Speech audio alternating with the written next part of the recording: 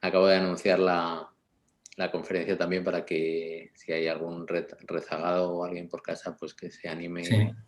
y se incorpore. Después la grabación ya la colgaremos en la web para que quede ahí disponible, porque seguro que será interesante. Sí. Venga, te doy la palabra, silenciamos los micrófonos de todos. Y ahora...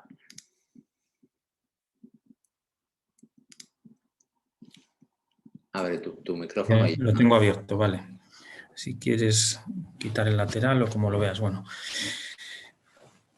Vale, pues bueno, bienvenidos a todos los que estáis ahí al otro lado, que estamos todavía en territorio y en tiempo de estado de alarma y está siendo todavía un poco complicado vernos, aunque la verdad es que en general estamos todos deseosos de encontrarnos por ahí en otros actos y cada vez que hacemos algo presencial se nota, ¿no?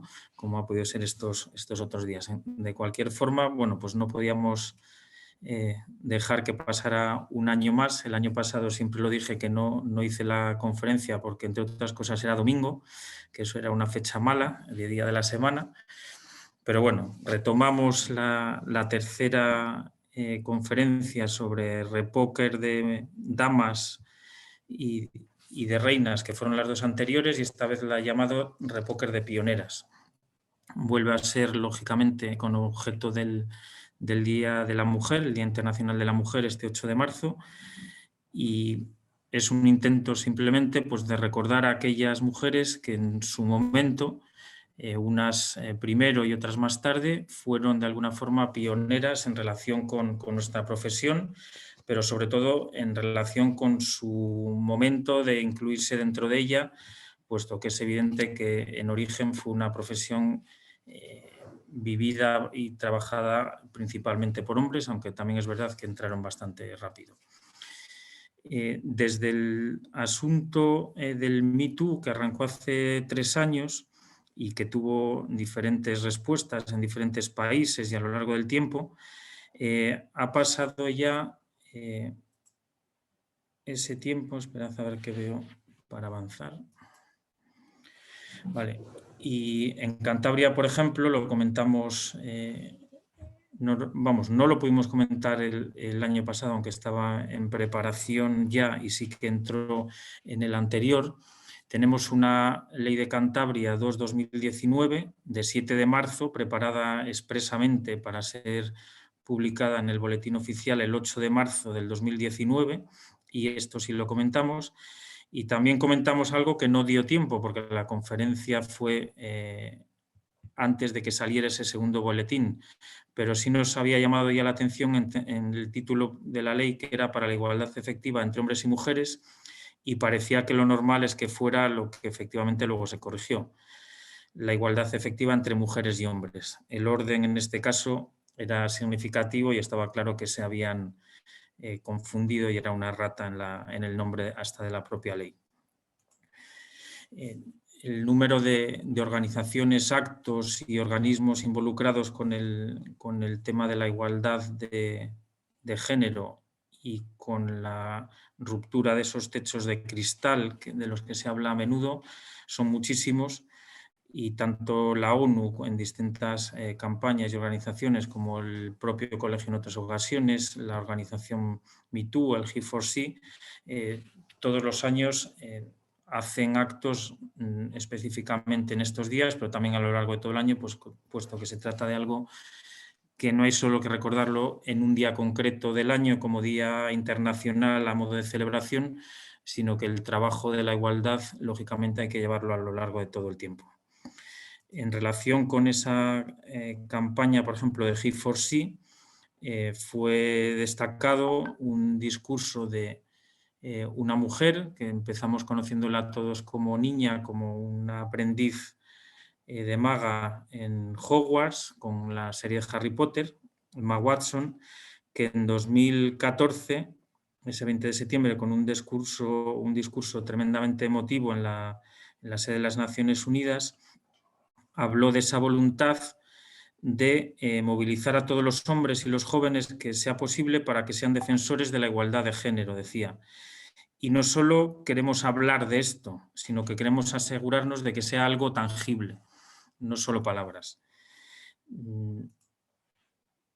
Dentro del mundo de la arquitectura son numerosas las referencias que podríamos traer, pero siempre a lo largo de todas las conferencias he traído una que me parecía curiosa y es la de la revista que editaba el American Institute of Architecture, el Instituto Americano de Arquitectura, que en el año 2011 hizo un encargo a modo de concurso para la construcción de una casa, pero era una casa para la muñeca Barbie a través de la empresa Mattel. Y estamos hablando de una organización de arquitectos colegiados y con carácter oficial en Estados Unidos.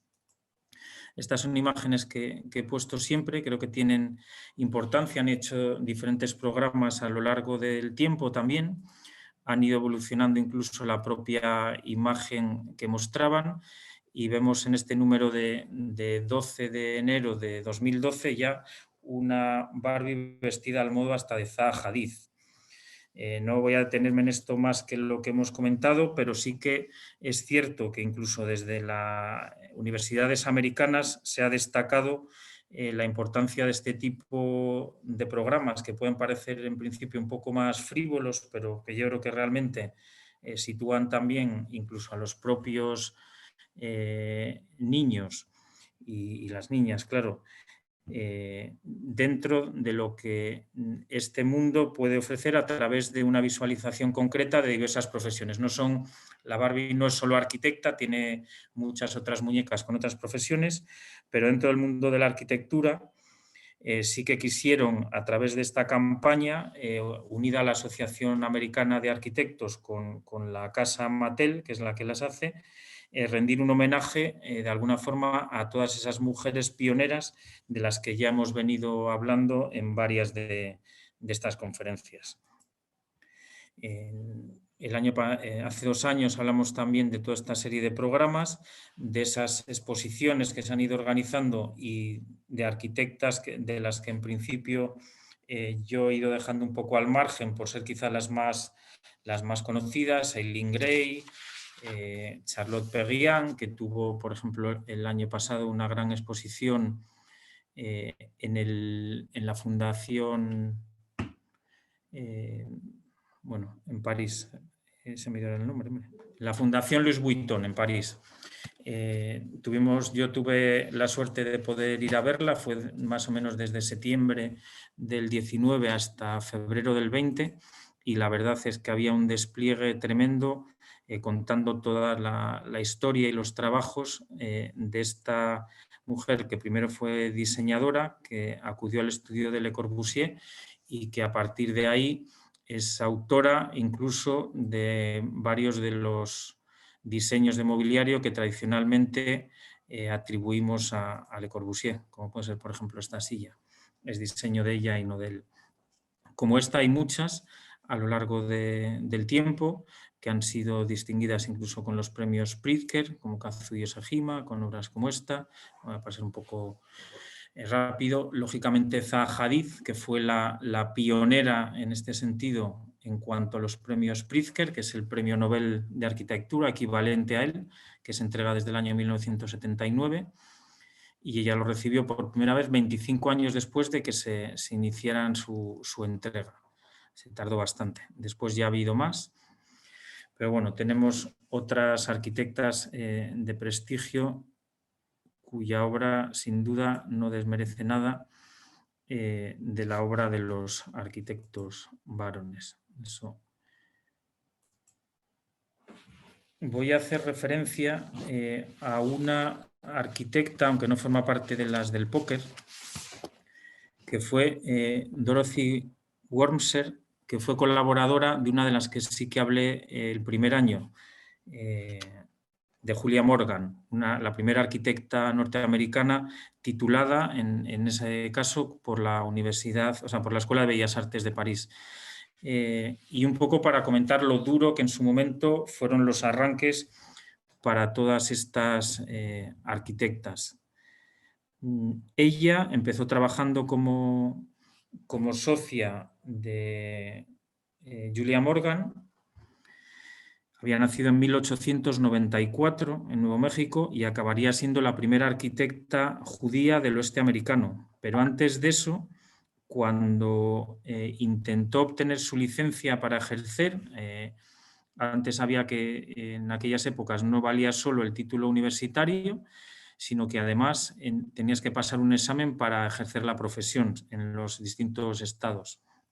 Cuando ella quiso obtenerla en California, en el año 1921, estamos hablando, sacó una nota de 74,99 centésimas sobre 75 y la suspendió. El tribunal la suspendió porque consideraba que, aunque las preguntas eran técnicamente correctas, ellos creían que estaba un poco escasa de experiencia, y ese fue el motivo para que no superase ese examen, que acabaría superando unos años después, pero hasta ese punto alcanzaba la dificultad para enfrentarse a esa profesión que hasta entonces era prioritariamente masculina. Ella misma tiene otra anécdota en la que dice que cuando entró a la Universidad de California para cursar sus estudios, antes de este examen, al rector le preguntaron por qué no había dormitorios femeninos. Y este contestó, y estamos hablando de unos 5 años antes, 1916, que es que las mujeres en grupos grandes tienden a ser un poco histéricas. Y ese era el motivo por el que no había dormitorios femeninos. Muchas dificultades. Como se dice en muchas películas americanas, it's complicated, que es una frase que les encanta, y es cierto que para el caso de las arquitectas ha sido tradicionalmente complicado. Aquí estarían, estarse ya con un proyecto suyo y aquí en el estudio de Julia Morgan. Por supuesto, la referencia también a la primera arquitecta de color en Estados Unidos fue Norma Merrick Sclarek, que nació en Harlem en 1926. Estamos hablando ya de fechas bastante más recientes que de las otras arquitectas, que hablábamos de que Julia Morgan, la primera titulada norteamericana, lo fue en 1908. Esta nació en 1926 y hasta 1950 no terminó su carrera en la Universidad de Columbia, en Nueva York. Y fue la primera mujer, como dicen ellos, afroamericana, que obtuvo licencia para trabajar en ese estado de Nueva York en el año 1954. Trabajó para la administración prioritariamente y luego para un estudio de California, que fue a donde se mudó años después, donde fue directora de proyectos en el estudio de Gruen Associates. Gruen era el estudio de Víctor Gruen, que fue el arquitecto, digamos que, iba a decir inventó, pero bueno, el primero que proyectó los centros comerciales americanos, los mall, y que ahora están extendidos por todo el mundo. El típico centro comercial de 2 plantas, cerrado al exterior y totalmente abierto al interior y con esos patios. Bueno, pues esta mujer, Norma Merrick, fue la directora de proyectos en 1966, tan solo 3 años después de haber entrado en ese estudio. Y hasta 1985 no abrió su propio estudio.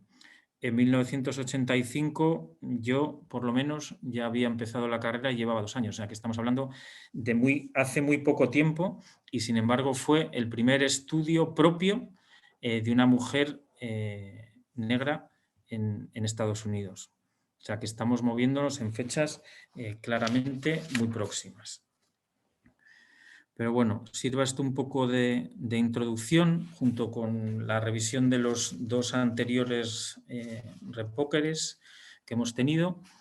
El primero en 2018 con estas 4 arquitectas, Jane Drew, Denise Scott Brown, Julia Morgan y Ann Keithlin, junto al comodín que completa el repóquer, que en este caso era Jane Jacobs, periodista y activista urbana, de gran importancia en el actual urbanismo en todo el mundo.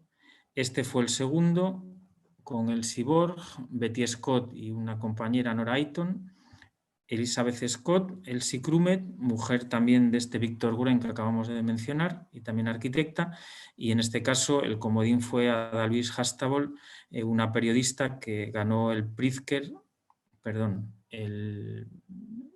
¿cómo se llama? El Pulitzer de periodismo por sus crónicas en el New York Times, siempre referidas a arquitectura y temas urbanísticos. Bueno, este año los rostros son estas 4 arquitectas, de una no hay ni fotografías, y este comodín que iremos descubriendo poco a poco.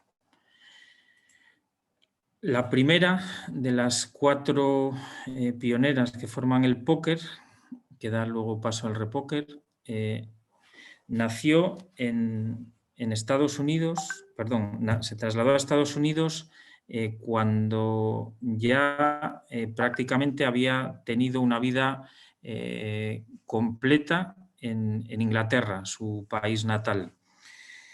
Ella nació en 1586 en Londres, se llamaba Deborah Danch y nació en una familia británica acomodada,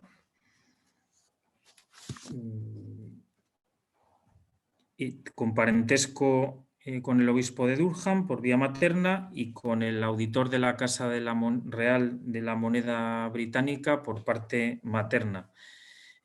Se casó con Sir Henry Moody, que es el que le da el apellido con el que posteriormente se la va a conocer, eso teniendo 20 años, y 9 años después se queda viuda, rica y con una gran inteligencia, pues siempre había estado preocupada por ciertas cuestiones que la habían mantenido,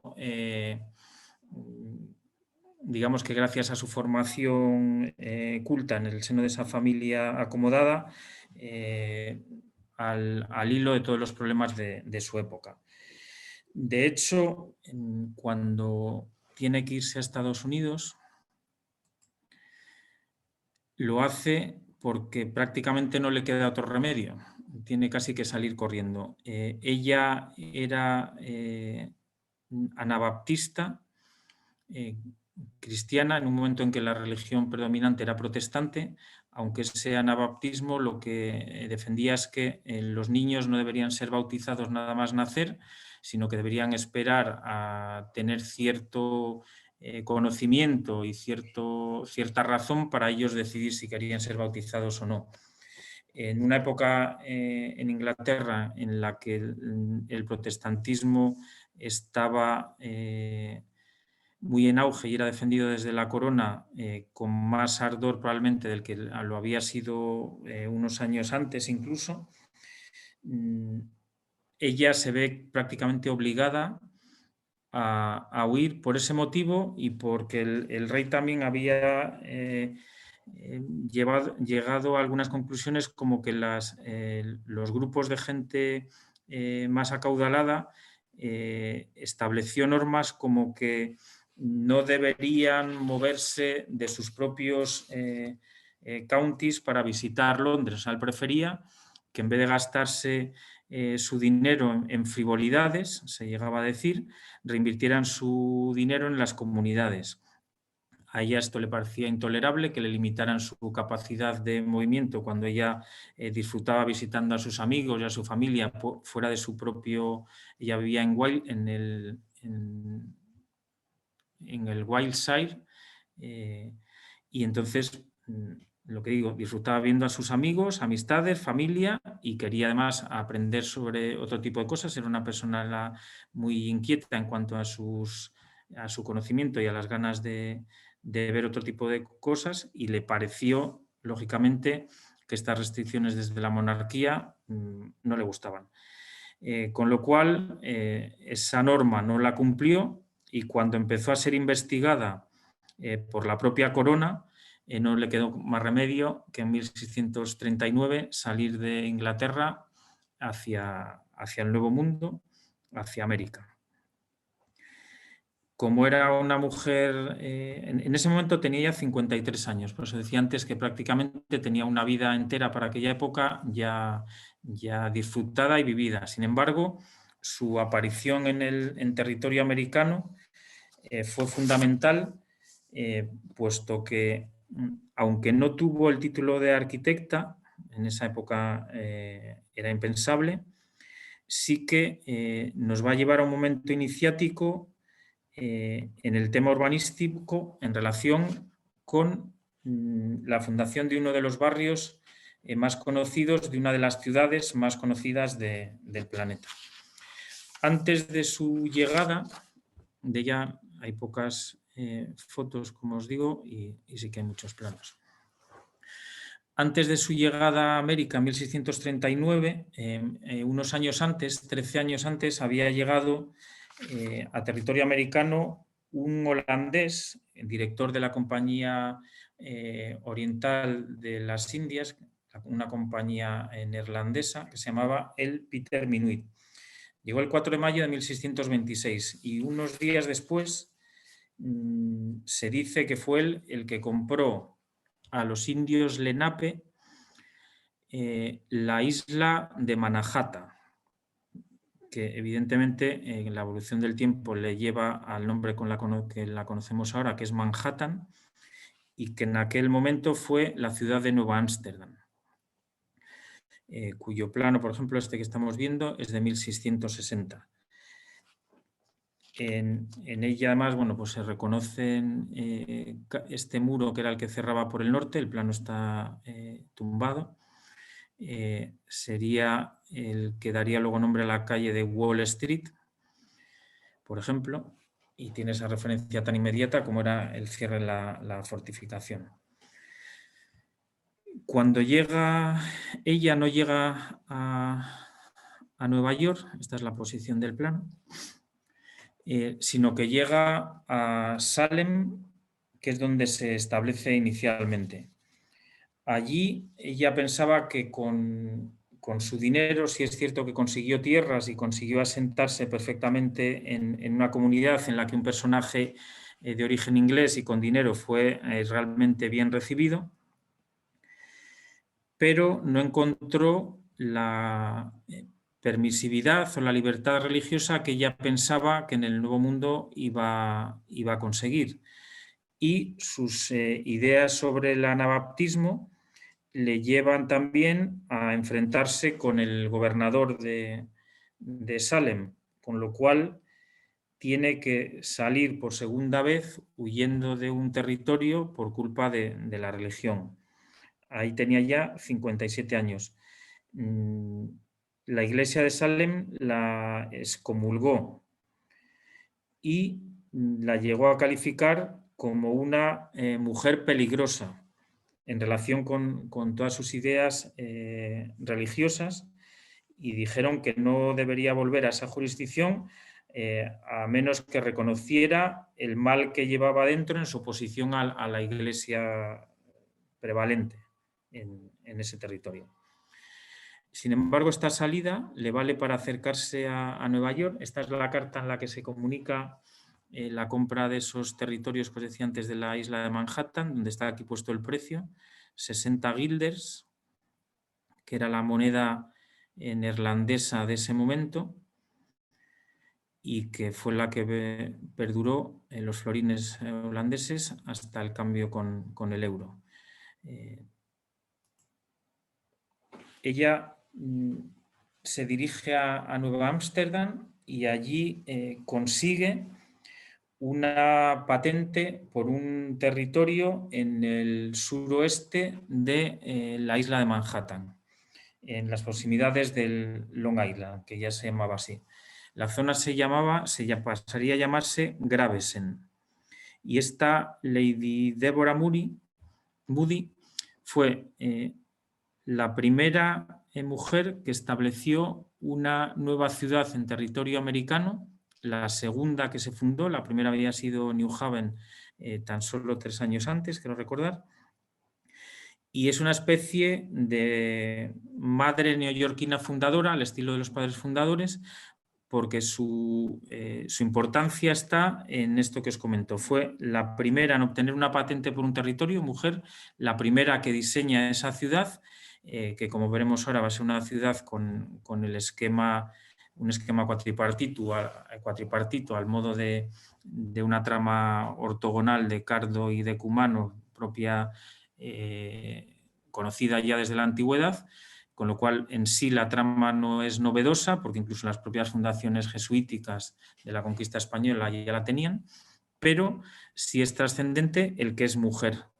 E incluso se dice que es también la primera mujer en ejercer el derecho a voto en territorio americano, puesto que en esta ciudad en la que se fundó y de la propia Nueva Ámsterdam, que luego sería Nueva York, la llamaron para ejercer el voto en relación con temas de toda esa zona. La fundación de esta ciudad prácticamente supone la creación de un espacio a modo de jardín en mitad de una naturaleza salvaje. O sea, se establece esta retícula que se ve en este plano de 1694, la ciudad se funda en 1645, en el que se ve perfectamente las calles principales orientadas a norte y a sur. Luego el recinto estaba perfectamente cerrado por una empalizada. Había 40 propietarios en el interior, cada uno con su espacio para la vivienda. Y luego esa especie de, que he llamado ahí Gravesen radiante, las parcelas propiedad de cada uno de ellos radiaban realmente desde el centro de la ciudad, de forma que la comunicación de cada vivienda con su parcela era inmediata e incluso el transporte del material, de las cosechas y demás, era casi perfecto.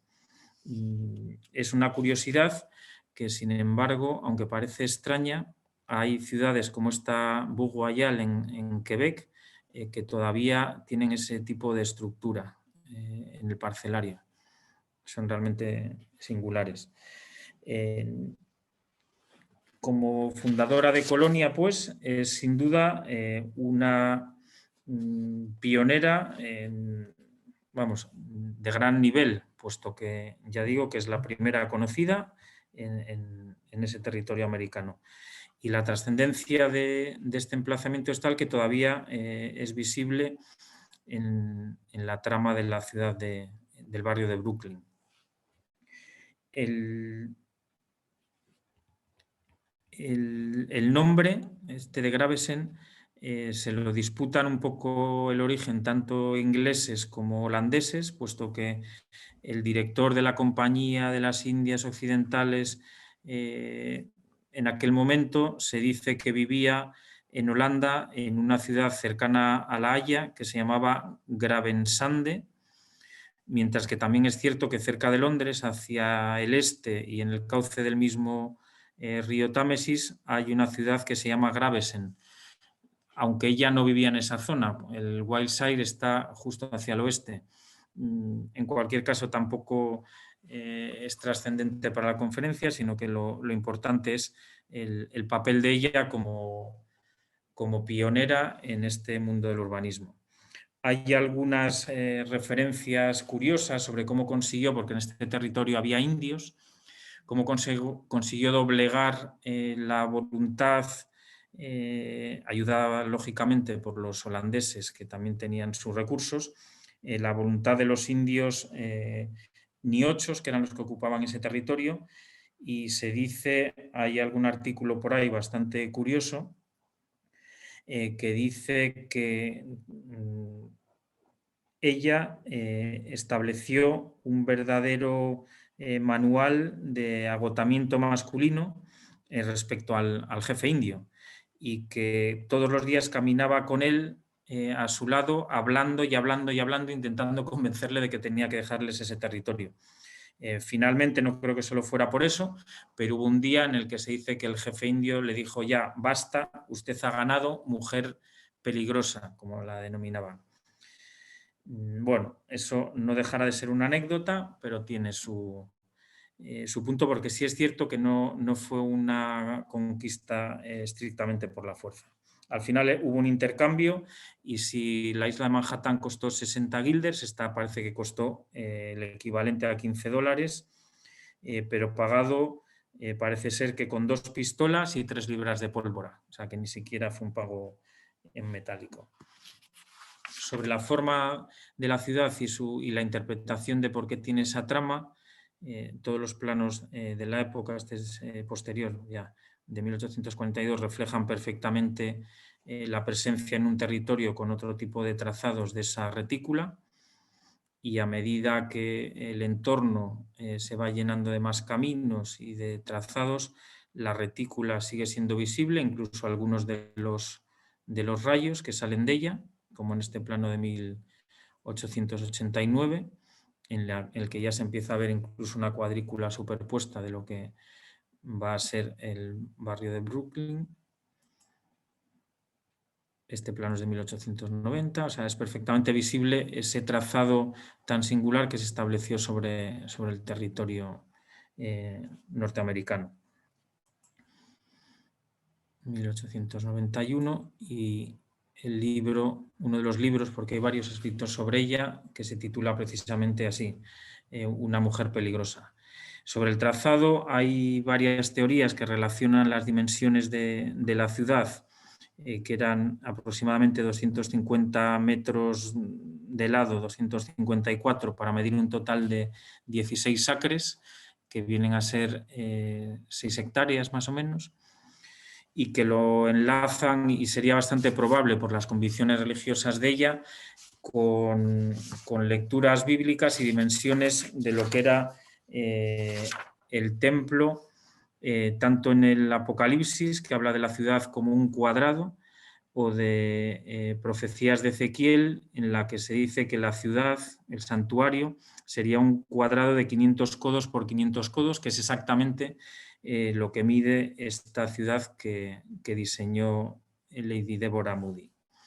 En cualquier caso, eso ya sería otra conferencia diferente, sobre la que hay bastantes referencias también.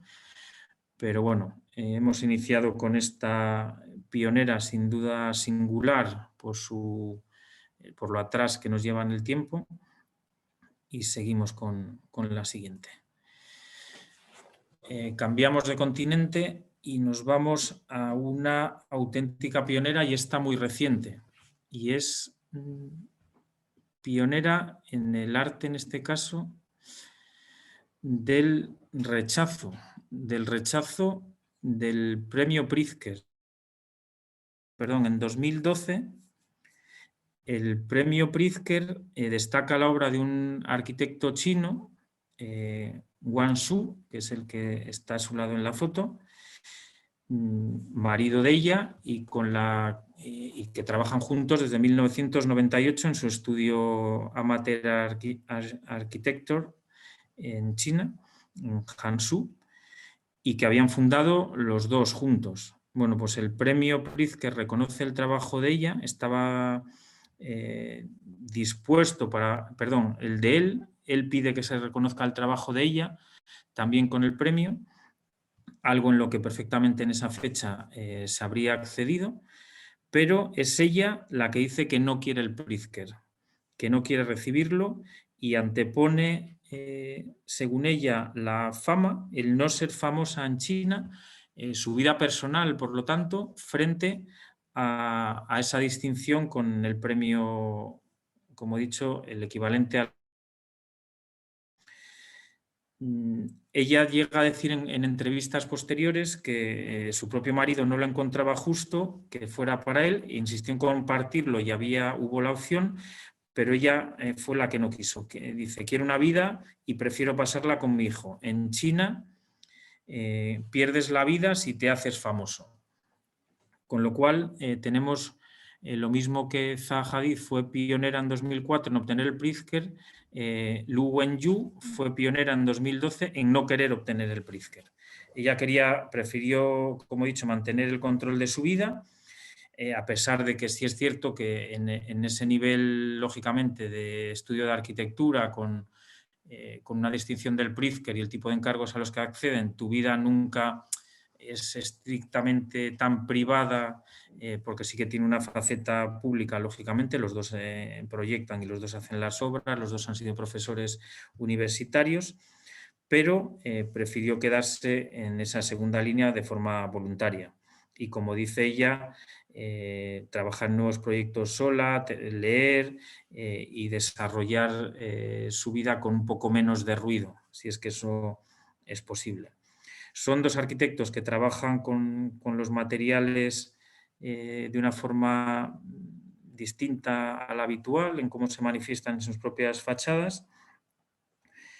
Y de ellos, bueno, como el trabajo ha sido siempre conjunto, vamos a ver unas cuantas, esta es ella, obras, entre las que quizá la más famosa es el Museo de Ningbo, un museo de historia del año 2008, que ya estaba construido sí cuando se concedió el premio Pritzker, en el que trabajan, como se ve, el tema de los materiales de forma muy singular y poco habitual respecto a lo que aquí estamos acostumbrados a ver.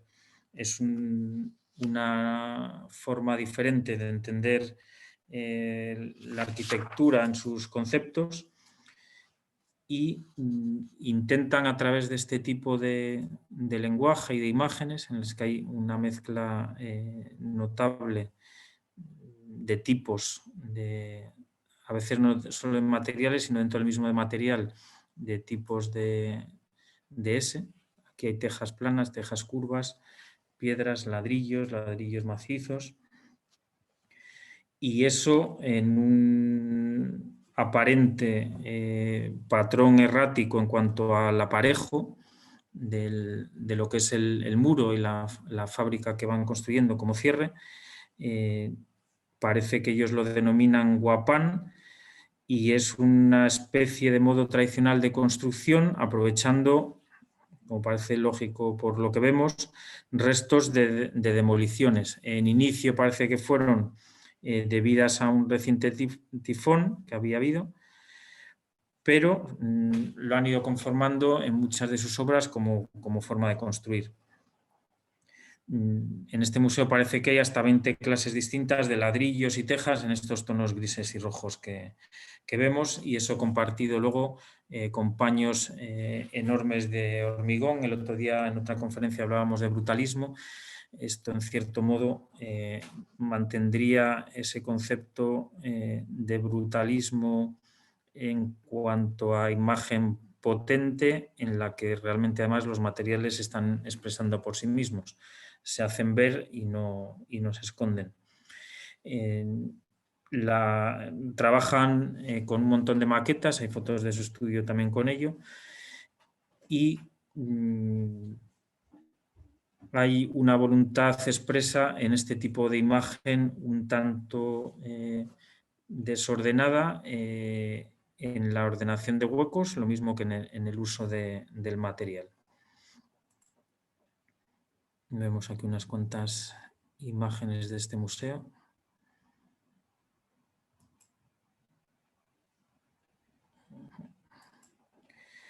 Esta es otra de las obras, una casa cerámica en la que lo mismo el cuidado en el uso del material, yo creo que es el rasgo más distintivo. Es una arquitectura muy singular y como se puede ver en las imágenes, todos son pequeñas piezas de cerámica utilizadas de esa forma tan curiosa. Este es un centro cultural en el que lo mismo el material de esos espacios que aparecen en terrazas, en el fondo son tejas y piedra, jugando también a combinaciones diferentes, apareciendo el bambú entre ellos. Es una arquitectura muy apegada de la zona. Esta es una academia de arte con esas formas características de sus proyectos.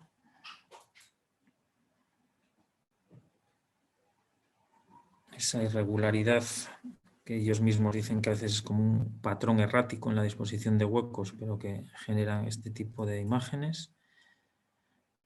Aquí se está utilizando también el bambú como material de la fachada. Y hay un último proyecto de los que actuación sobre un pequeño pueblo al borde, como se ve aquí, de una ladera fuerte con un río que lo separa de los campos de arroz.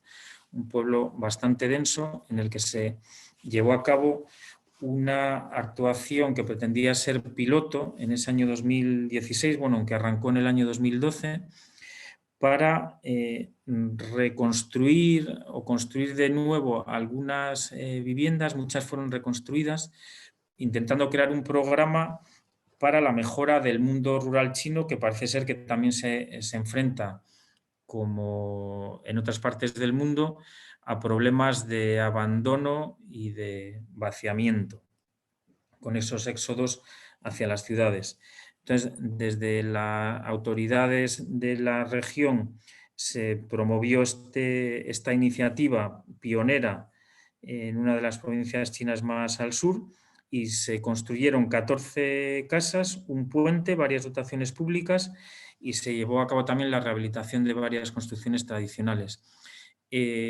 Había también aquí un factor económico, que era que el precio de la rehabilitación máximo, en su traducción a euros, no debía superar los 483 euros por metro cuadrado en todas las actuaciones. En algunas supusieron la demolición de los edificios existentes, para lo cual tuvieron que estar hasta casi 3 años hablando y convenciendo a los propietarios para que se integraran dentro de la actuación. Solo consiguieron esos 14 que he comentado, pero ahora sí es cierto que después de terminada esa fase hay algunos otros de los que no se sumaron a esa iniciativa, que en algunas entrevistas dicen que ahora mismo rezan tanto para que llueva como para que vuelva el profesor Wan, que es como le llaman ahora al arquitecto, el marido de Lu Wenyu, porque el experimento, digamos, o la actuación ha resultado convencer, una vez terminada, en estas 14 actuaciones, a muchos de los que en el primer momento no quisieron unirse a ellas. Vemos que hay una serie de elementos que se van repitiendo, como esa piedra que ha sido obligatoria dentro de la actuación, o sea, determinaron una serie de materiales que son con los que han ido trabajando, y se ven algunas estructuras, bueno, pues bastante curiosas, como esta, por ejemplo, de la izquierda del bambú. Es un pueblo que mantiene esas construcciones tradicionales que se ven ahí en el centro de la imagen, en la parte de arriba, pero también ha ido generando nuevas estructuras en las que se ven piezas de hormigón, elementos de estructura metálica, nuevas cubiertas como elementos ahí sueltos, dándole una imagen en la que lo antiguo convive con esta nueva actuación. Y bueno,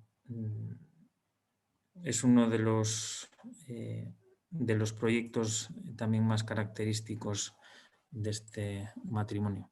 Vemos estructuras que las podríamos pensar que podrían estar en cualquier pueblo, no con esta señora que está ahí en primer plano, pero obras de este estilo podrían trasladarse perfectamente, quizá no a la provincia de Cantabria, pero sí a algunas zonas del Pirineo, probablemente. Cambiamos de arquitecta y nos vamos otra vez de vuelta, o venimos de vuelta a Europa. Y precisamente al país o a la nacionalidad que acogió en América a Lady Deborah Moody, a Holanda. Y vamos a convocar para esta conferencia probablemente, vamos, casi es que no tengo ninguna duda, a la Gertrudis Antonia más famosa de la historia. No puede haber nadie con ese nombre que la supere, aunque de entrada no sea tampoco tan conocida en el mundo de la arquitectura. Su apellido sí, porque da nombre a una casa, pero quizá ya no es tan conocida como el arquitecto que la hizo, lógicamente. Su nombre de nacimiento era Gertrudis Antonia Schrader, aunque después de casarse con este señor de la foto, Fritz Schroeder, pues cambió su A por una O y pasó a ser Schroeder. La casa a la que da nombre a veces se llama la casa Schroeder-Schrader o Schroeder a secas o Schrader a secas o por el nombre del arquitecto que llegaremos a él. Ella nació en 1889, también en una familia bien asentada. Fue la madre de la primera arquitecta titulada holandesa, porque fue su hija la primera que tuvo título. Ella estudió farmacia, pero su vocación por la arquitectura y por el diseño de espacios ha llegado a que se hable siempre de ella prácticamente en términos de arquitecta, y luego veremos alguna anécdota relacionada con eso. Ella se casó con este Fritz Schroeder y él era abogado y vivían en una casa con este aspecto, en el que él compartía la vivienda con su despacho profesional. Entonces, ella, que tenía 3 hijos, 2 niñas y un niño, era de una mentalidad en cuanto a la cuestión educativa bastante avanzada para su momento y también en el tema político, y tenía problemas porque no acababa de tener en esa casa en la que él recibía a sus clientes un espacio propio para poder enseñar a sus hijos. Después de bastante pelea por ello, consiguió que su marido le permitiera tener una habitación dentro de la casa que ella misma podría amueblar y repartir y adecuar de la forma que ella quisiera, con total libertad, para poder estar con los hijos y educarlos. Entonces, para hacer eso, contrató al hijo del carpintero que había amueblado la casa a su marido. Este, que es el de la barba y perilla sentado en el centro de la imagen, era un arquitecto que además era artesano, diseñador de muebles y joyas, que nunca había construido ninguna vivienda, no había hecho ningún proyecto de arquitectura. Pero sí, por ejemplo, había diseñado el anillo de casada de la hermana de esta Gertrudis Antonia, que la vamos a cambiar el nombre porque su nombre con el que todo el mundo la conocía era Trus. Entonces, el anillo de su hermana, que a ella le gustaba mucho, lo había diseñado este arquitecto carpintero que se llamaba Gerrit Rietveld, y ella acude a él una vez que ya se ha separado del negocio de su padre. O sea, los muebles ya no eran los mismos que le había diseñado a su marido o a la familia de su marido cuando amueblaron la casa, y entonces le contrata. En ese momento, en 1923, tenía diseños ya como esta silla, bueno, ahí está en holandés, pero es la silla roja y azul, Red and Blue, muy conocida en el mundo de la arquitectura, y yo creo que, bueno, yo creo que sí que ha trascendido solamente el mundo de los profesionales de la arquitectura, y yo creo que sí que se conoce esta silla.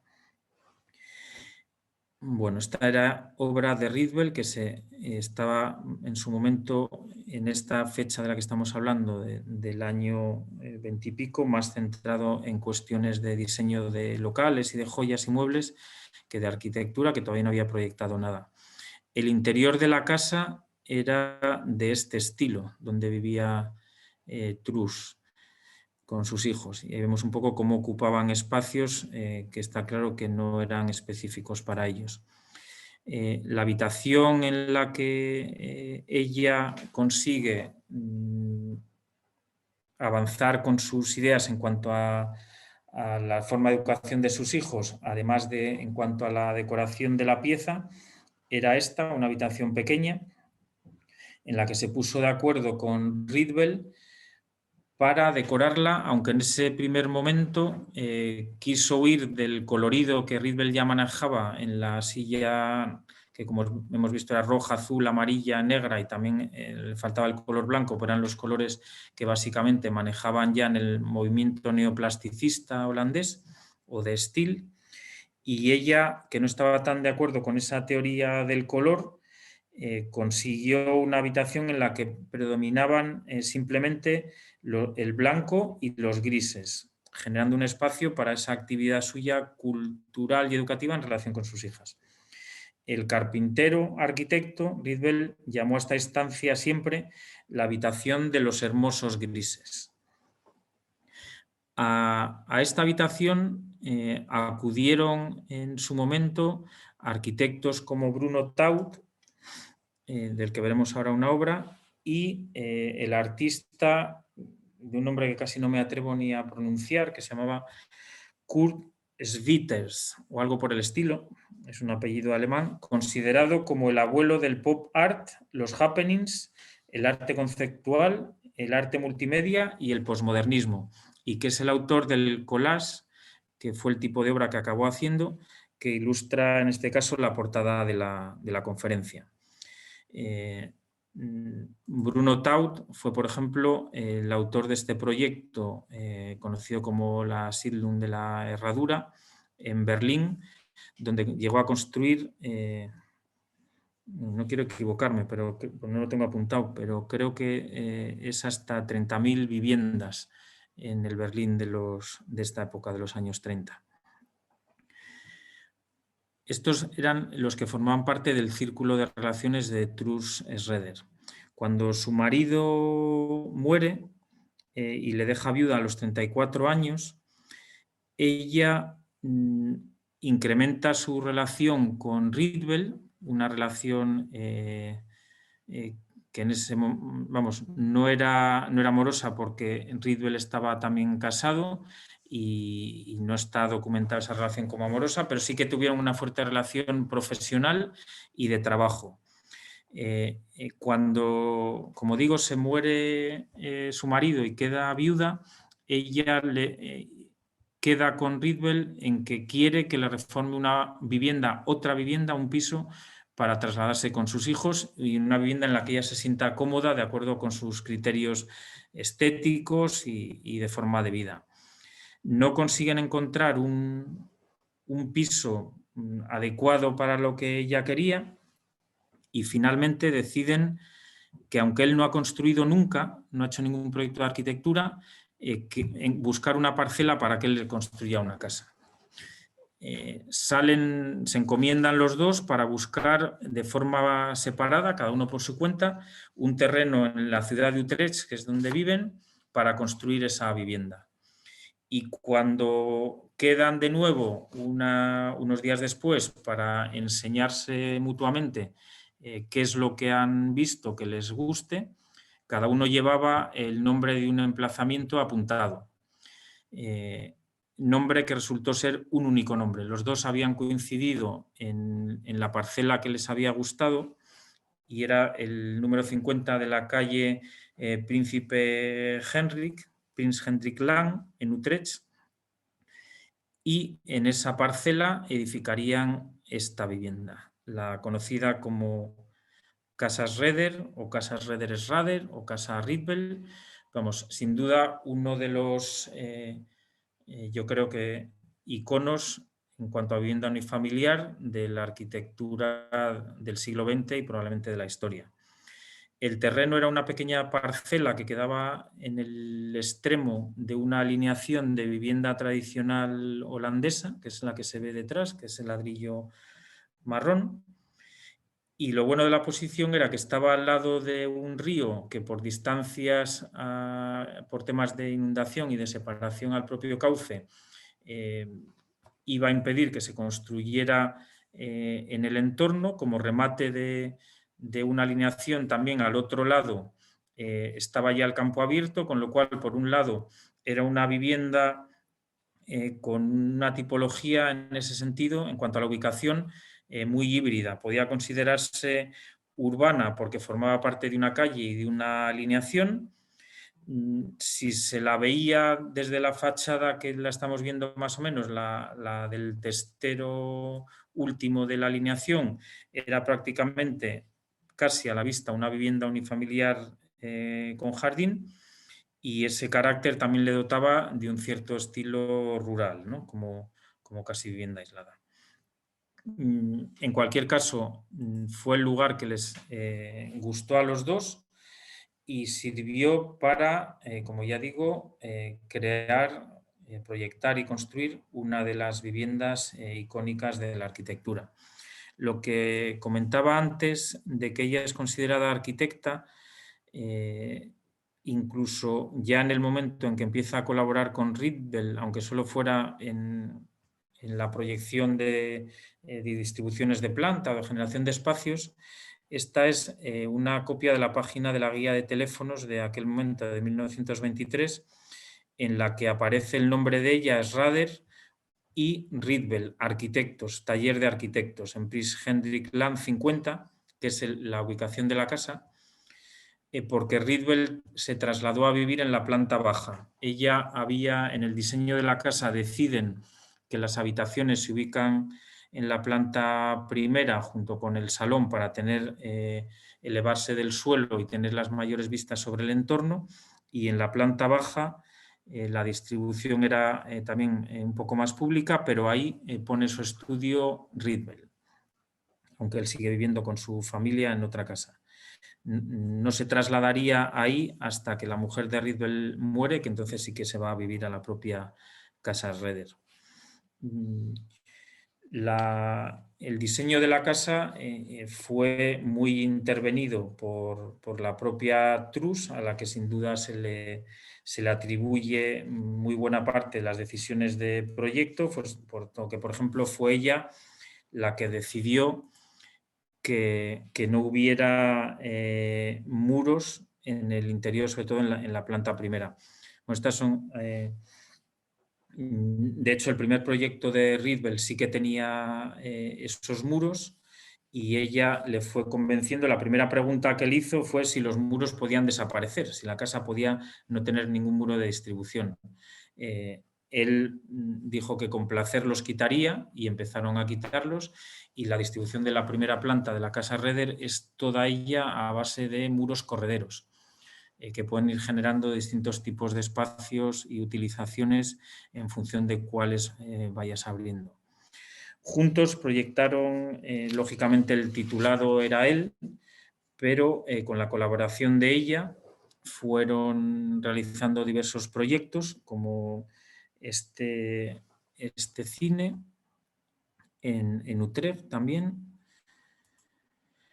Este complejo de viviendas en Robinhof se llamaba. El número de viviendas de esta urbanización o de condominio fueron 600 viviendas sociales construidas entre he mantenido la fecha de la casa Schrader, pero este proyecto es de 1953 y 1956. Son viviendas sociales con un presupuesto ajustadísimo, en las que Truss participó en el diseño de los espacios interiores, también con tabiquería móvil, como se había hecho ya en su propia casa, en la casa Schrader. De hecho, se dice que es uno de los primeros proyectos, y siendo viviendas sociales todavía más llamativo, en lo que algo tan popular hoy en día como es ese concepto abierto que vimos en todas los programas americanos de distribución de vivienda cuando se hacen obras de rehabilitación. Bueno, pues esa convivencia en un solo espacio de cocina y salón-comedor, Truss Schrader ya lo diseñó y proyectó para estas viviendas sociales del año 53 en Holanda.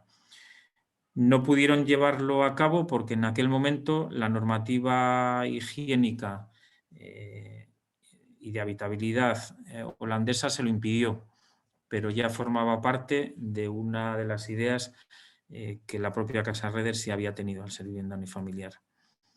De esta obra ya en estos años hay imágenes suficientes, y es un conjunto que a lo largo del tiempo, como vemos por ejemplo en esta, que es una foto reciente, se ha mantenido bastante bien en su imagen.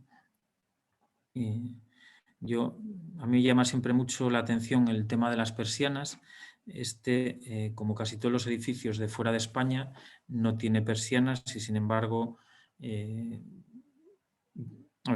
no. Y por ese motivo las imágenes casi siempre de las fachadas exteriores en edificios de vivienda yo creo que son bastante mejores que las de muchas de las promociones que vemos con ese elemento tan difícil que es una persiana, por lo menos para mi criterio. Aquí se ve un poco esa idea de la cocina compartida con el salón, aunque no llegó a ser tan separada. Esta es una reconstrucción a escala de museo de una de esas cocinas.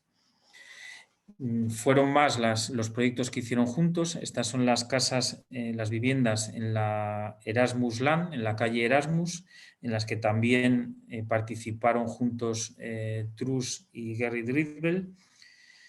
Tan solo 4 años después, sería 1927, de terminar 28, la casa Schroeder.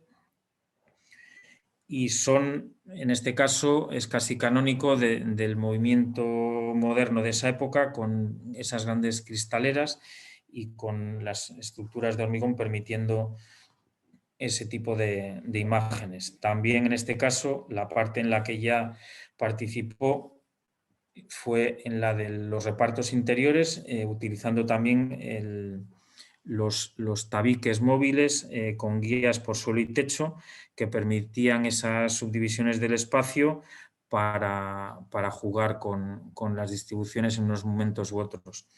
Ahora mismo uno de estos dos bloques, no sé decir exactamente cuál de los dos, es un museo. Estas son las imágenes de ellos en color.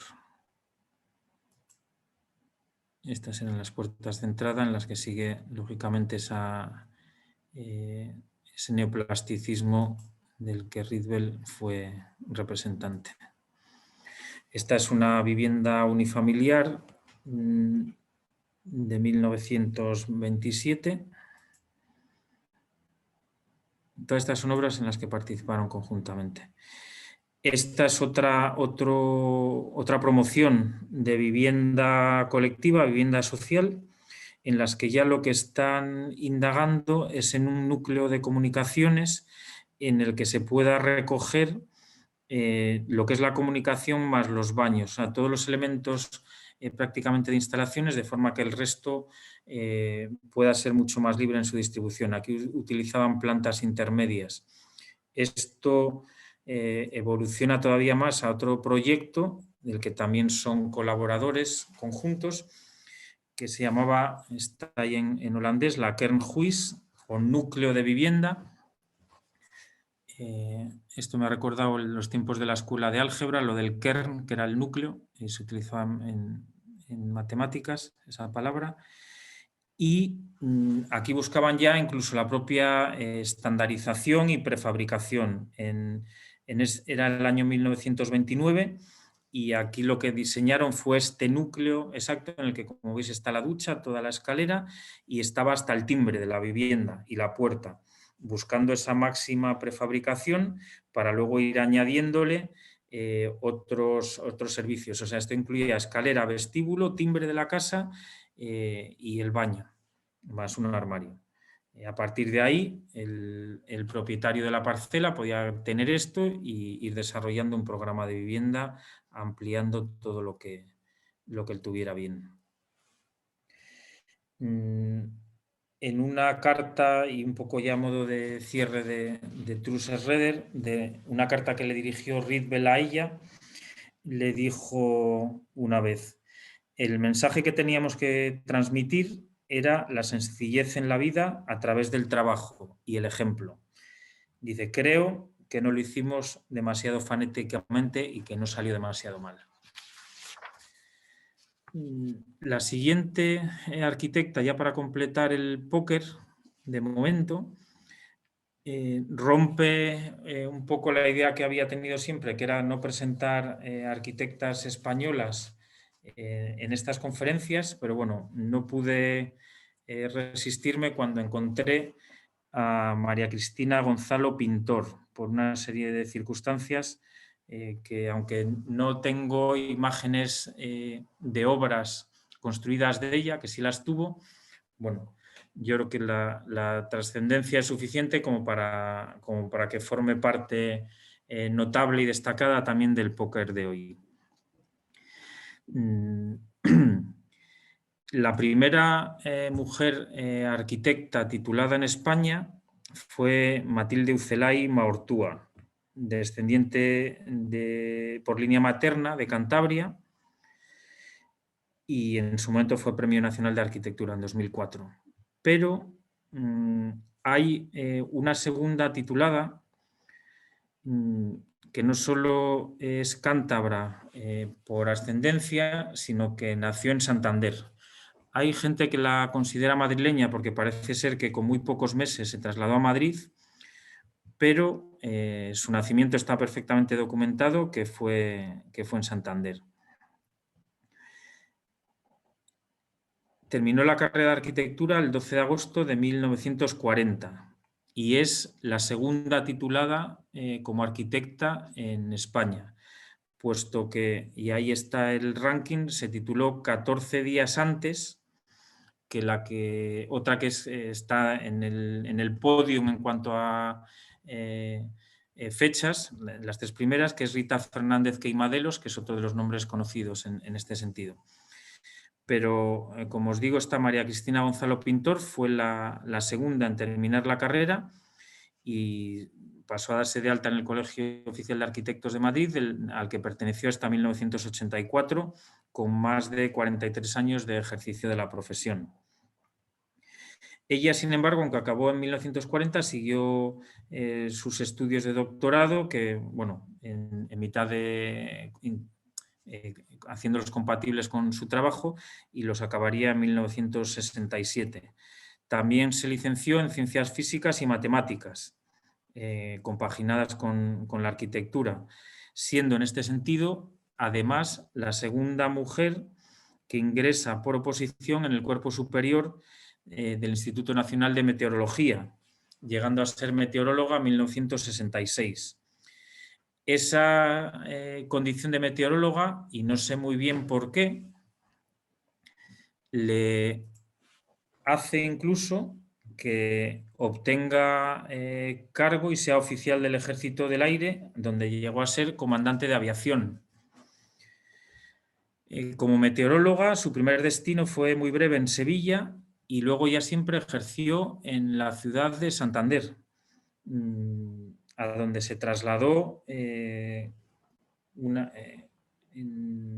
al poco tiempo, un poco antes del estallido de la Guerra Civil, en el año 38-39. Ella tiene ese ejercicio de la profesión, lo hace además, y una de las cosas que me llamó la atención fue que fue la primera arquitecta de visado del Colegio Oficial de Arquitectos de Santander, en la delegación que tenía el Colegio de Arquitectos de Madrid en Santander, donde se dice que cobraba 400 pesetas. Estamos hablando del año 1946. Trabajó, como he dicho también, en el Observatorio Meteorológico de Santander y en alguna entrevista habla perfectamente del recuerdo que tiene del día anterior al incendio de la ciudad. Dice, recuerdo el famoso ciclón de Santander que produjo el trágico incendio destructor de gran parte de la ciudad.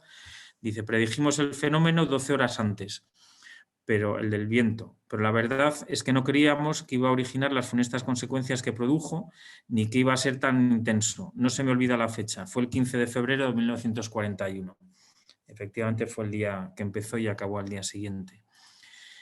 Una de las anécdotas relacionadas con ella y con Matilde Ucelay, que es la que se ve arriba, son estas dos caricaturas en un artículo del ABC que se titulaba, como veis ahí abajo, ¿Las mujeres sirven para esta profesión? Las mujeres en la arquitectura. Tienen anécdotas como que en principio en la escuela de Madrid no había baños para chicas, fueron ellas las 2 primeras. Y comentaba ella en una entrevista que al principio parece que los chicos nos miraron con un poco de sorna, parecían cohibidos ellos más que nosotros. Solo un profesor prohibió silbar cuando pasábamos y una vez dirigió una bronca al curso por estas bromas de jóvenes. Después, nada especial. Resultó, eso sí, un poco raro. No eran tiempos de la mujer en la universidad ni en este tipo de carreras, hasta el punto que por estas fechas Blanco y Negro me hizo un reportaje junto con Matilde Ucelay, cuenta ella misma, dice, pero la verdad es que no nos trataron exactamente igual que a los hombres. El título yo creo que es bastante elocuente con esas caricaturas. Ella también en otra entrevista, años después, dice que nunca se sintió realmente discriminada en el ejercicio de la profesión y decía que simplemente lo que ha ocurrido es que a ella no han acudido muchas mujeres. Dice, pero discriminación ni condiciones especiales existen en esto, son realmente decisiones, sin más. Reconoce, eso sí, que lógicamente, y eso está claro, ha tenido el trabajo de la mujer en esta época desarrollando este tipo de profesión como arquitecta, realmente les exigía mucho más esfuerzo que a cualquiera de los compañeros hombres. Fue arquitecta municipal de los Corrales de Buelna y realizó numerosos proyectos en esa zona y en su entorno, en Comillas, Casturdiales, Santander, o sea, construyó por toda Cantabria. Ella creía, como ya contamos en alguna de las otras conferencias, y sí es cierto que es algo que se ha repetido en muchos países y con muchas arquitectas de distintas nacionalidades, que las mujeres estaban mejor capacitadas para resolver los problemas en cuanto a la distribución de espacios en el interior de las casas y respecto a los trabajos del hogar. De hecho, también Anna Keitchling, que la mencioné, la hemos leído antes en la primera conferencia, esta era inventora, además de arquitecta y de espía. Diseñó tanto armarios de cocina como... O sea, lo mismo diseñó el bloque de hormigón del que se produjo la evolución hasta el que ahora se utiliza en las obras, como una cocina adaptada mucho mejor de las que hasta ese momento se construían al trabajo casero. Ella, por ejemplo, decía que a pesar de su trabajo, y ahora me refiero ya a María Cristina Gonzalo, yo, por ejemplo, he seguido llevando mi casa a pesar de ejercer mis profesiones, claro que además no eran una, eran varias, y eso da un conocimiento experimental y directo muy interesante. Habría que añadir que los hombres en ese momento quizá no tenían. Ella decía además que tanto en arquitectura como en urbanismo no había que dejarse llevar por sentimentalismo, sino que todas las soluciones a los problemas que pudiera plantearse en la arquitectura, en el diseño, en la distribución de los espacios, no debían de ser solo razonables ni solo sentimentales, sino que debían de estar muy meditadas, valorando ambas cosas.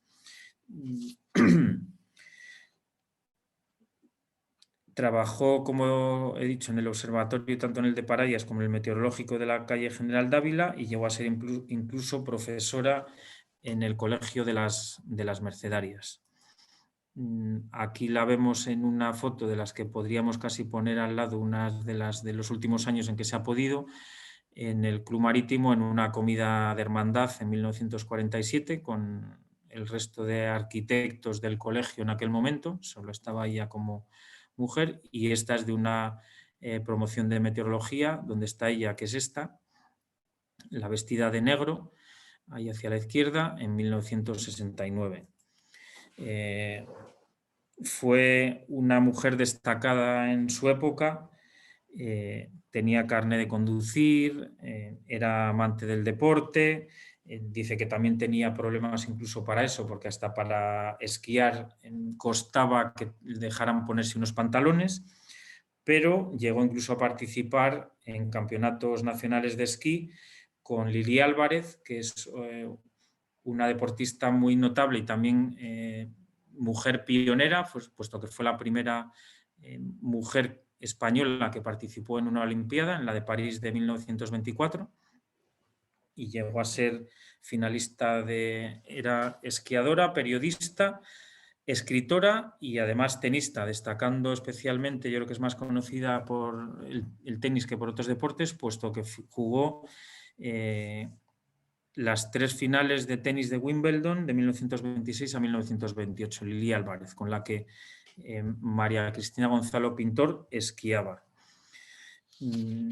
En cualquier caso, como dijo en una entrevista a su hija María del Carmen una vez, a pesar de ser arquitecta, ser visadora, ser meteoróloga, ser comandante del ejército y hacer todas las cosas que hacía, tenía siempre también tiempo para coser y dice, mi vestido de comunión salió de mi casa, me lo hizo mi madre. Como vemos, se ocupaban de todo. Bueno, y llegamos ya al elemento del comodín de la conferencia, que en este caso configura la jugada del repóquer.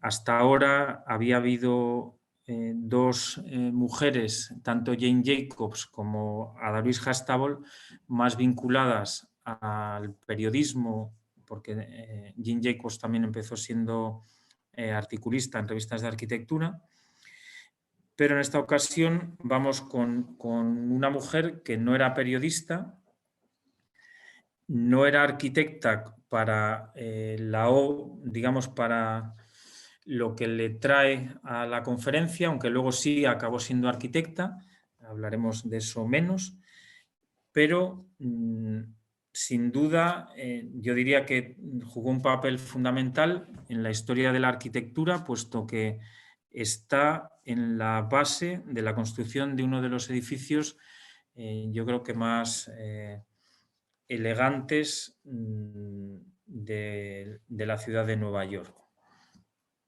que en eso sí comparte con Jane Jacobs y con Ada Louise Huxtable la ciudad que les hace venir a la conferencia. El nombre suyo es Phyllis Lambert. En principio, yo creo que no nos dice nada a prácticamente nadie, me sorprendería. Su padre fue el fundador de una compañía de bebidas alcohólicas y destiladas. Se llamaba Samuel Bronfman, que yo creo que nos sigue dejando bastante inalvis. Nació ella en 1927. De ella, Ren Koolhaas, en la Bienal de Venecia de 2014, donde se le concedió el León de Oro a toda su carrera, la declaró como hacedora de arquitectos y dijo literalmente que los arquitectos hacen arquitectura y Phyllis Lambert hace arquitectos. Ahí al premio se le entregó no como arquitecta, sino como clienta y conservadora. Se dijo que Phyllis Lambert ha hecho una gran contribución a la arquitectura. Sin su participación, una de las pocas realizaciones de la perfección arquitectónica sobre la Tierra en el siglo XX no habría existido. Bueno, todo esto comienza en 1924, ella tenía en ese momento 27 años, y su padre, que se ve ahí en la foto, Samuel Bronfman, este magnate, como he dicho, canadiense, se plantea celebrar el centenario de su empresa licorera y destilera con la inauguración, el centenario era en 1957, 3 años después, y decide que en ese centenario quiere inaugurar un edificio en Nueva York de su empresa que albergue las oficinas centrales. Y encarga el proyecto a esa firma de arquitectos Pereira y Luckman, que tenían cierto prestigio en California. Ellos le hacen un diseño de ese edificio, del que hacen esa maqueta, que Samuel Bronfman se la envía, una foto, a su hija, que en ese momento, Phyllis, está estudiando arte en París. Y él le cuenta en una carta su proyecto y esa imagen de edificio que le han propuesto. Cuando ella ve esa foto de la maqueta y lee la carta, monta en cólera. Es un día 28 de junio de 1954 y escribe una carta a su padre que empieza así. Le dice: voy a escribir ahora sobre lo que he estado pensando durante unos días y esta carta debe empezar con una sola palabra repetida muy enfáticamente. No, no, no, no y no. Repetido 5 veces. Perdóname que a veces sea bastante brusca en los términos y suene enfadada, pero estoy muy molesta y no encuentro absolutamente nada defendible en este cuasi proyecto preliminar para el edificio. La carta de la que esta es ella, es en la foto que hemos visto ahí en su estancia en París. La carta es esta, como veis ahí fechada en ese junio del 54. Y por aquí están los 5 noes seguidos. Hace en la carta una crítica brutal y contundente contra ese proyecto de edificio y establece una potente didáctica para que lo lea su padre sobre lo que había supuesto el Renacimiento, Alberti, Vitruvio, John Ruskin, la Bauhaus. Le habla de la belleza en la arquitectura, de que la idea de crear un edificio bello consiste en conseguir una mayor belleza para la vida. Llega a decirle que no puedes hacer algo admirable de algo sin valor. Y esto es una traducción amable. Lo que realmente dice es: no se puede hacer un bolso de seda con la oreja de una cerda. Que no sé si es una expresión norteamericana, pero lo que dice literalmente es eso. Le dice a su padre que no puede hacer un arquitecto de un estafador. A ella el proyecto que le habían presentado le parece tan malo que cree que le están engañando a su padre. Dice: unas personas que presentan tal proyecto no pueden producir algo que valga la pena, ya que es solo una superficie vulgar con absolutamente nada detrás de ella. Y estoy siendo muy generosa al decir tan poco sobre esto. O sea, estaba claro que tenía un calentón potente y a pesar de que parece que lo había hecho reposar un par de días, todavía en la carta le surgió con fuerza. Son 3 o 4 páginas intensas bueno, luego editó un libro con la historia de este edificio, que todavía no os he contado cuál es, en el que se recoge este texto completo, y se siente en la obligación de dejar todo lo que estaba haciendo en París y volver a Nueva York para ponerse al frente de la idea y del proyecto de su padre, porque cree que está metiendo la pata pues hasta el fondo. Vuelve en ese año 54 a Nueva York y se reúne en el invierno, esto estábamos hablando en junio, a final de año, se reúne con otras 2 personas bueno, estos son datos así un poco de la historia, en un loft neoyorquino en Manhattan, para proyectar ese rascacielos que su padre quería. Uno de los 3 será probablemente uno de los más grandes arquitectos del siglo XX.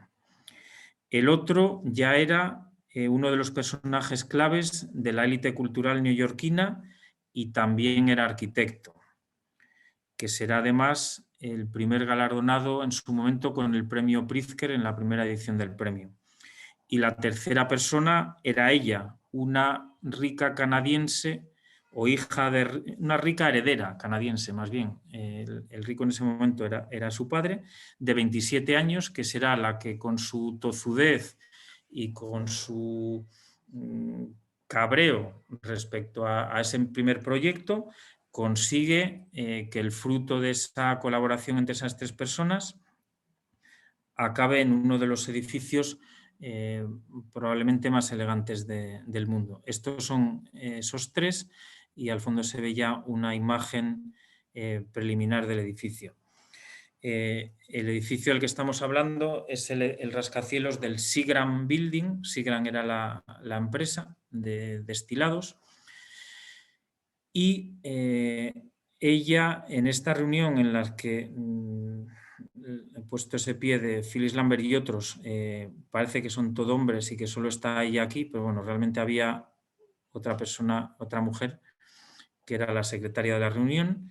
Pero bueno, este es el grupo, un primer grupo de trabajo en relación también con el ayuntamiento y con todos los que iban a tener que intervenir en el proceso tanto administrativo como de proyecto.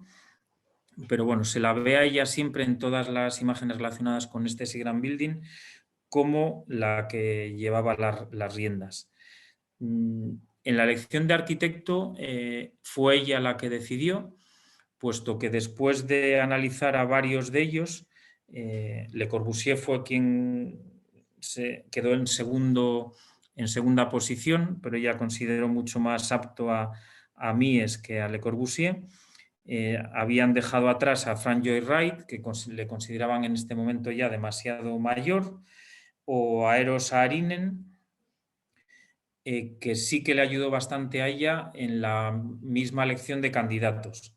Él le ayudó sobre todo a seleccionar entre los que, en palabras de él, quieren pero no deberían, los que deberían pero no podían y los que podían y deberían. Entonces, estos dos o tres que comento, Le Corbusier, Frank Lloyd Wright y Saarinen, estuvieron entre ellos, pero también estuvieron el propio Philip Johnson, que era amigo y también le asesoró, Walter Gropius, Marcel Breuer o Louis Kahn, entre otros. O sea, todos primeras espadas de la arquitectura en ese momento, especialmente en Estados Unidos. La decisión para ella fue rápida y, bueno, a día de hoy puede decirse que la decisión fue acertadísima, puesto que yo creo que el resultado de esta colaboración fue excepcional y este edificio ha alcanzado ese grado de inmortalidad que ella misma en alguna parte de sus cartas y de esa carta iniciática que hemos comentado, le quiso transmitir a su padre como una necesidad del encargo que él quería proponer. Phyllis Lambert en una entrevista dijo que los simples requerimientos o los básicos requerimientos que en su momento se planteó como encargante, como promotora, fueron que el edificio coronase con gloria el trabajo de todos, de ella y de su padre como promotores, del constructor y del propio arquitecto, de todos los que participaban en la obra. El edificio es este.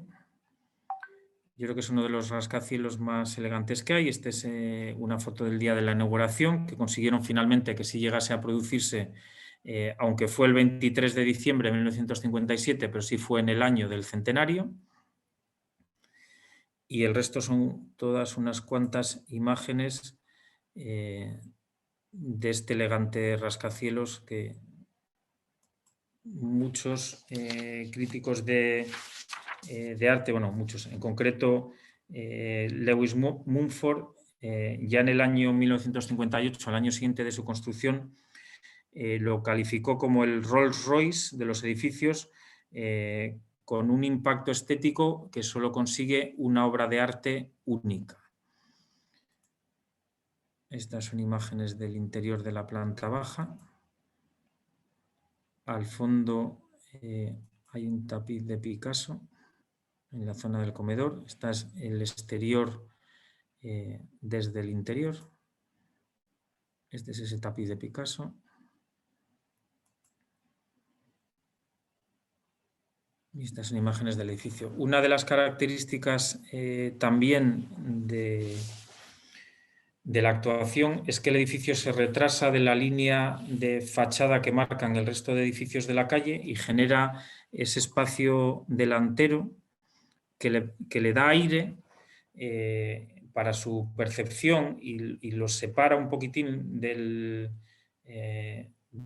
edificio delantero, no solo con la anchura de calle, sino que dándole mucha más distancia, y consiguió que este retranqueo se convirtiera en norma obligada hasta unos cuantos años después. Se obligó a adaptar ya a partir de este momento un poco más la altura de los edificios a la anchura del espacio en el que se ubicaban.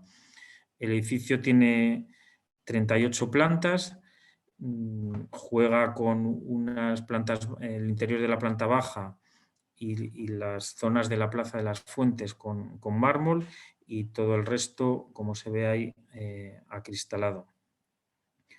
La idea de Phyllis Lambert fue responder a las necesidades, decía ella siempre en entrevistas, que se podía plantear la sociedad de la época.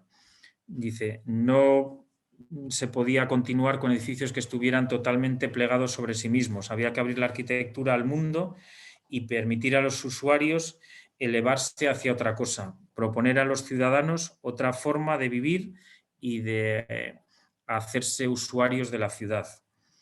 Yo creo que el edificio